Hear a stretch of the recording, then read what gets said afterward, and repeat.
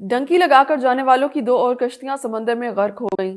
ابھی پہلی کشتیوں کی لاشیں سمندر سے تلاش کی جا رہی تھیں کہ 3 اپریل 2025 کو بحیرہ روم میں تارکین وطن کی 2 اور کشتیوں کے ڈوبنے کا واقعہ رونما ہو گیا۔ ان میں کس ملک کے باشندے شامل تھے ابھی کچھ نہیں کہا جا سکتا۔ یونان اور ترکی کے ساحلوں کے قریب بحیرہ ایجین میں بہت سے افراد اپنی زندگی سے ہاتھ دھو بیٹھے ہیں۔ حادثے میں کم از کم 16 افراد جان کی بازی ہار گئے جبکہ درجنوں افراد اب بھی لاپتہ ہیں۔ ان میں سے ایک کشتی میں 31 افراد سوار تھے اور اس میں سے 7 لاشیں برآمد ہوئیں جن میں خواتین اور بچے بھی شامل ہیں جبکہ 23 افراد کو زندہ بچا لیا گیا۔ ترجمان نے AFP کو بتایا کہ معتدل موسم کے باوجود کشتی میں پانی بھر گیا تھا جس کی وجہ سے وہ ڈوب گئی۔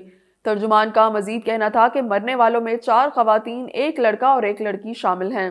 یونان کے مشرقی بحیرہ روم میں یورپ کے انتہائی جنوب مشرق میں واقع ہونے کی وجہ سے اس کے جزائر کو ایشیا اور مشرق وسطی سے مغربی یورپ پہنچنے کی کوشش کرنے والے غیر قانونی مہاجرین کے لیے ایک عام راہ گزر بنا دیا ہے۔ حکام نے بتایا ہے کہ ترکیہ کے مغربی ساحل کے قریب کشتی ڈوبنے سے 9 تارکین وطن ہلاک ہو گئے جبکہ مزید 25 کو زندہ بچا لیا گیا۔ مقامی گورنر کے دفتر اور کوسٹ گارڈز کے مطابق یہ واقعہ جمعرات کی صبح آیوجک ضلع کے ساحل کے قریب پیش آیا۔ گورنر کے دفتر نے ایک بیان میں کہا کہ تلاش اور بچاؤ کی کوششوں کے نتیجے میں 9 لاشیں ملی ہیں اور 25 مہاجرین کو زندہ بچا لیا گیا ہے جبکہ ایک لاپتہ شخص کی تلاش جاری ہے۔ خطرناک سفر کے دوران اموات معمول کی بات ہیں۔ اقوام متحدہ کے مطابق گزشتہ سال تقریباً 2500 افراد کی موت کی رپورٹس موصول ہوئیں۔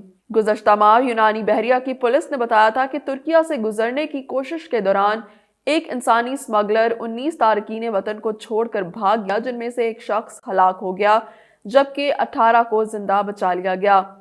اقوام متحدہ کے ادارہ برائے مہاجرین کے مطابق سال کے آغاز سے اب تک تقریباً 9000 افراد یونان میں داخل ہوئے ہیں جن میں سے بیشتر سمندر کے راستے آئے۔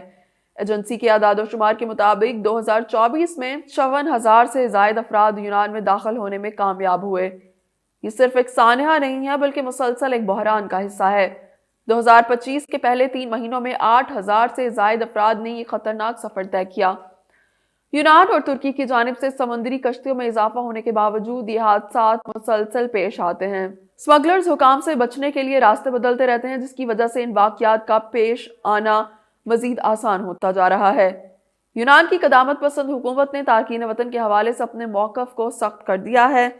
پارلیمنٹ میں وزیراعظم کریاکوس نے کہا کہ اگر آپ غیر قانونی طور پر یونان میں داخل ہونا چاہتے ہیں اور پناہ کے حقدار نہیں ہیں تو ہم آپ کو جہاں سے آئے ہیں وہیں واپس بھیجنے کے لیے ہر ممکن کوشش کریں گے۔ انہوں نے کہا کہ سمگلر اور ان کے ساتھ تعاون کرنے والی NGOs یہ طے نہیں کریں گی کہ ہمارے ملک میں کس کو آنا چاہیے۔